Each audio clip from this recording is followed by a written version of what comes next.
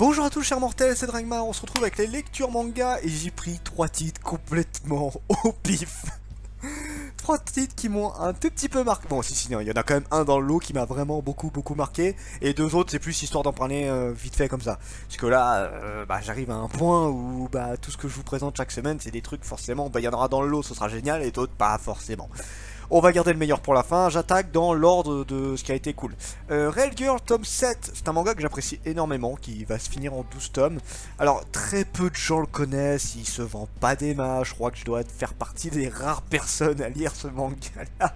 À mon grand désarroi, alors, il est pas très beau niveau dessin, mais j'aime beaucoup les... Je sais pas, j'aime bien l'histoire. J'aime bien l'histoire, j'ai beaucoup aimé comment c'est foutu, en fait, pour le principe, c'est un jeune homme qui... pardon, je suis un peu mort, j'ai tourné toute la journée. C'est un jeune homme, du coup, qui est un otaku, et forcément, il est ultra mal vu. C'est ce cliché absolu dans les mangas, par contre. C'est le pays du manga, et c'est eux qui montrent le plus que c'est le mal vu. Enfin, c'est... Bon, chez nous, c'est plus aussi mal vu. Avant, c'était un peu pareil. Maintenant, on s'en bat les couilles, tout le monde regarde du manga. Donc bon, voilà. Et à un moment donné, il va tomber sur une jeune fille qui est très connue parce que elle sort avec 40 000 mecs, et à chaque fois, elle les largue au bout de même pas 1 ou 2 jours. Et à un moment donné, elle va jeter son dévolu sur lui. Sauf qu'en fait, elle va vraiment tomber amoureuse de lui. Et elle va rester très longtemps avec lui. Là, en 7ème tome, elle est encore avec lui, pour vous dire. Et je pense que c'est parti pour rester. Sauf que le mec, il n'arrive pas à réaliser la chance qu'il a. Et il se dit, putain, mais comment ça se fait qu'un mec comme moi soit avec une fille comme elle? Il n'arrive pas à l'accepter. Et il n'arrête pas de se faire des reproches. Genre, non mais c'est pas possible. Enfin, elle devrait pas être avec moi. Je suis pas assez bien pour elle. Tout ça. Et elle essaye de lui faire comprendre que si. Enfin bref, c'est un truc un petit peu particulier. Mais j'aime beaucoup le truc. Le personnage, je l'apprécie beaucoup. Alors, en fait, c'est un style de personnage que j'apprécie beaucoup. Alors, lui, un peu moins que les autres, parce qu'il est quand même très bas dans ce qu'il pense de lui. Mais genre, pour prendre 2 exemples, il y a Que son montée soit faite et un autre, j'ai plus le nom exact. C'est A Beautiful quelque chose, j'ai plus le nom. Enfin bref, c'est un mec un petit peu dans le même style. En fait, c'était 2 mecs qui, même s'ils savaient un petit peu rabaisser, ils s'en foutaient parce que ils voyaient un petit peu la vraie nature de l'être humain et du coup ils s'en battaient un peu les couilles. Enfin, j'aimais beaucoup ces personnages-là, et si je fais un top un jour des personnages que je préfère, ils en feront partie sans hésitation.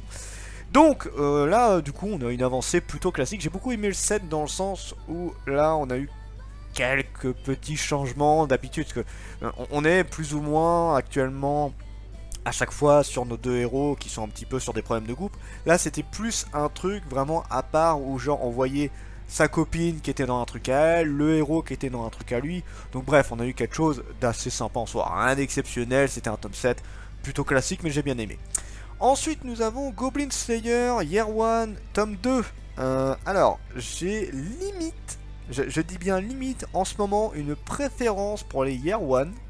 Alors, autant le premier tome, c'était assez proche, enfin, le tome 1 était assez éloigné du tome, des tomes qu'on connaissait de Goblin Slayer. Et là, le tome 2, on s'en rapproche un peu plus. Mais il y a un peu plus de morts, en fait. Je veux dire, les Goblin Slayer, à part le début, il n'y a presque pas de morts, au final. Il n'y en a presque pas. Là, il y en a eu pas mal. Enfin, pas mal. Il y a dû en avoir 2-3. Oui, je crois qu'il y en a eu 3 ou 4. Non, peut-être même 4 ou 5, mine de rien. Il y a eu quand même un beau petit carnage. Là, il y a eu un petit carnage, effectivement. Et là, alors, ça change pas beaucoup, on est plus dans le sens où il est en train d'apprendre comment gérer les gobelins. On en apprend un peu plus sur son maître, d'ailleurs, c'est ça le truc le plus intéressant, c'est qu'on commence, déjà on a vu sa gueule, alors on a vu rapidement sa gueule de mémoire dans Goblin Slayer, mais là on en apprend un peu plus sur ses méthodes, comment il a été entraîné, ce genre de truc là. Bref, tu vois qu'il en a chié le Goblin Slayer, et tu vois comment il se fait sa petite réputation. Donc c'est sympa, j'ai une petite préférence pour le spin-off pour l'instant, ouais, je suis un peu plus à fond dedans. Mais faut voir jusqu'où ça va aller. Donc comme j'ai dit, hein, j'ai pris vraiment des mangas au pif. Là, j'ai pas grand chose d'autre à dire. Le Year One est sympa. On en apprend plus sur lui. On découvre comment comment il en est venu à se battre contre les gobelins. Comment il a appris à se battre contre eux. Comment il a acheté son équipement. Tous ces trucs. Voilà. Comment il s'est fait sa réputation aussi. Et comment il est monté juste au grade qu'il est. Je crois qu'il est grade argent dans Goblin Slayer. Là, il est au grade le plus bas pour l'instant. Et on va finir avec quelque chose qui est par contre toujours aussi exceptionnel. Prison School, tome 22, qui était magnifique. Je n'ai pas d'autres mots. C'est Prison School. Bon, je fais l'éloge de ce manga à chaque fois là, mais je suis obligé. C'est pas possible. Je veux dire, 22 tomes. Et ce manga, à chaque fois que tu lis un tome, tu es émerveillé à quel point c'est du génie. Et je sais que c'est bizarre à chaque fois, je me justifie à chaque fois, mais ce manga ne peut pas être compris en parlant. Il faut le lire. Il faut le lire pour se rendre compte à quel point ce manga est génialissime. Là, on en est arrivé à un point. Oh,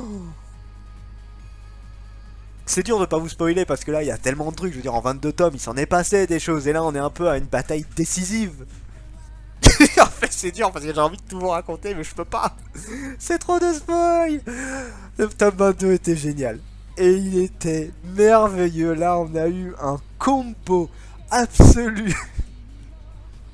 On arrive sur la fin d'ailleurs d'une grosse bataille. En fait, là, grossièrement, on a la présidente et une autre qui sont en train de se fight dans une sorte de tournoi d'école.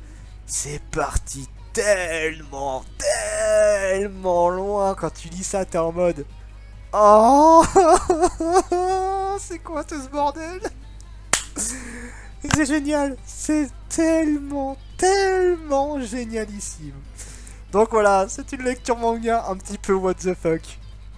J'ai pas grand chose d'autre à dire, je suis désolé, j'ai vraiment regardé les titres qu'il y avait, mais j'ai rien qui m'a sauté aux yeux et me dit ouais, ça c'est pas ouf. À la limite, si jamais je trouve rien de très intéressant en lecture manga, peut-être que je le changerai en avis manga, je sais pas. Mais là, toi, pour l'occasion, j'ai juste donné mon ressenti vite fait, mais il y avait rien à raconter au final. Donc bon, c'était Dragmar, et je vous dis à la prochaine, chers mortels.